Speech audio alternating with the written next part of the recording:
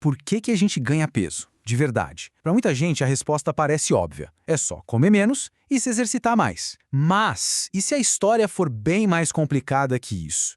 Nessa análise, a gente vai mergulhar em algumas evidências que, olha, podem virar de cabeça para baixo tudo o que a gente achava que sabia. Parece que até a água que eu bebo me engorda. Essa frase, que parece um desabafo comum, foi dita por uma mulher chamada Irmtraud Eichler. E a história por trás dessa frase revela uma verdade médica que é, no mínimo, chocante e que vai muito além de dieta e exercício. Pois é, essa foi a realidade brutal para Irmtraud, uma senhora de 60 anos. Durante muito tempo, os médicos diziam que o ganho de peso dela era só falta de força de vontade, até que descobriram a causa real: um tumor gigantesco. O problema dela nunca foi falta de disciplina, mas sim uma condição médica gravíssima. E o caso da Irmtraud meio que obriga a gente a repensar a ideia mais básica de todas sobre peso: a caloria. Se o ganho de peso dela não foi por comer demais, será que essa matemática de calorias que entram contra calorias que saem é mesmo a história toda? Vamos entrar de cabeça nesse enigma das calorias? Pensem comigo. Para aquele tumor crescer, ele precisava de energia, certo? Ou seja, tecnicamente a Irmtraud estava em superávit calórico. Mas seria um absurdo dizer que comer demais causou o tumor dela. E é aqui que está o pulo do gato. O superávit de calorias foi uma condição para ele crescer, mas não foi a causa de verdade. E a gente vê esse mesmo princípio em um monte de situações. Uma criança crescendo, uma mulher grávida, um atleta ganhando músculos, todos eles precisam de mais calorias do que gastam. Mas o que de fato causa o crescimento não é o excesso de comida, e sim os sinais biológicos do corpo. No fim das contas, quem manda mesmo são os hormônios. Então, se a causa principal não são só as calorias, mas sim esses sinais, que sinal é o mais importante? Isso nos leva direto para a hipótese hormonal. Vamos conhecer o mensageiro químico que funciona como se fosse o diretor financeiro do nosso corpo. Aquele que decide, essa energia vai para a poupança ou vai para a despesa. As nossas células de gordura, os adipócitos, não têm vontade própria. Elas são como operários que só seguem ordens. E o grande chefe, o comandante que dá a ordem mais importante, é um hormônio chamado insulina. É a insulina que diz: ei, guarda essa energia aí, ou, ok, pode liberar essa energia para ser usada. E o comando da insulina é bem direto, quase um interruptor de liga e desliga. Quando os níveis de insulina estão altos no sangue, a mensagem é clara e direta para as células de gordura: armazenem, tranca a porta e não deixa sair. Agora, quando os níveis estão baixos, a ordem é o contrário: liberem, a energia precisa ser usada. O poder desse hormônio fica assustadoramente claro quando a gente olha para os casos de diabetes tipo 1 antes de existir tratamento. Sem insulina, uma pessoa podia comer o quanto quisesse e mesmo assim ia definhando, perdendo peso sem parar. A chegada da insulina injetável foi literalmente a diferença entre a vida e a morte. E era esse único hormônio que restaurava um peso saudável. Ok, se a insulina é a chave que tranca a gordura dentro das células, a próxima pergunta é meio óbvia, né? O que, afinal, gira essa chave? Bom, a resposta parece estar no nosso prato. Vamos investigar essa conexão com os carboidratos.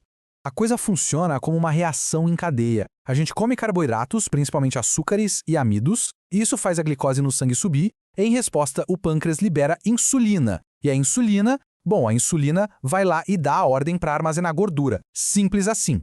Quanto mais carboidrato, mais forte é o sinal. E olha, essa ideia não é de agora, não. Lá em 1864, um cara chamado William Bentinck já falava em evitar pão e açúcar para emagrecer.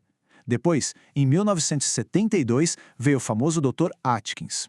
Mas a grande virada foi já nos anos 2000, quando a ciência resolveu levar sério essa história e começou a testar tudo com estudos bem rigorosos. E isso tudo levou a uma previsão bem ousada, que ficou conhecida como a hipótese da vantagem metabólica. A pergunta era: se o modelo carboidrato-insulina estiver certo, será que o tipo de caloria que a gente come pode mudar quantas calorias a gente queima? A teoria estava prestes a ser colocada à prova de fogo. E um estudo super importante, liderado pelo Dr. David Ludwig, pareceu confirmar tudo. O resultado foi esse número aí, 250. Pessoas numa dieta low carb queimavam 250 calorias a mais por dia só para manter o mesmo peso, em comparação com quem comia muito carboidrato. Era como se o corpo delas tivesse virado um motor que gasta mais combustível.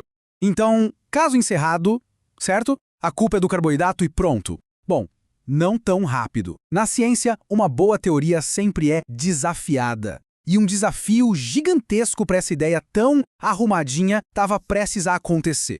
E aqui entra em cena Kevin Hall, um pesquisador conhecido por seus experimentos absurdamente rigorosos. O laboratório dele é um dos poucos lugares no mundo onde dá para medir com precisão cirúrgica cada caloria que entra e cada caloria que sai do corpo de uma pessoa. Ele decidiu que ia testar essa hipótese de uma vez por todas. Então ele montou um confronto épico. De um lado, uma dieta cetogênica, com pouquíssimo carboidrato. Do outro, uma dieta à base de plantas com pouquíssima gordura. O detalhe crucial, as pessoas podiam comer o quanto quisessem. Se a teoria da insulina estivesse certa, o pessoal da dieta cetogênica deveria comer menos, certo?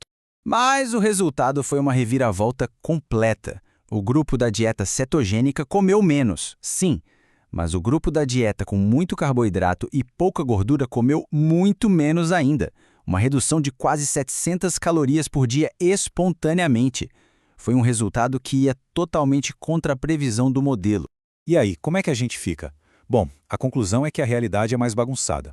O modelo da insulina não está totalmente errado. Ele é uma peça importante do quebra-cabeça, mas ele está incompleto. A insulina é uma protagonista, mas parece que tem outros atores importantes no palco, como o nível de processamento da comida, por exemplo. Essa frase do H.L. Mencken resume perfeitamente essa jornada. A ideia de que caloria é tudo era simples. A de que insulina é tudo também era bem elegante. E, como a gente viu, as duas, sozinhas, estão incompletas. A verdade sobre por que ganhamos peso é mais complexa. É uma dança entre hormônios, tipos de alimento, biologia, e a busca pela resposta completa continua. O que nos lembra que, na ciência, às vezes as perguntas são bem mais interessantes que as respostas fáceis.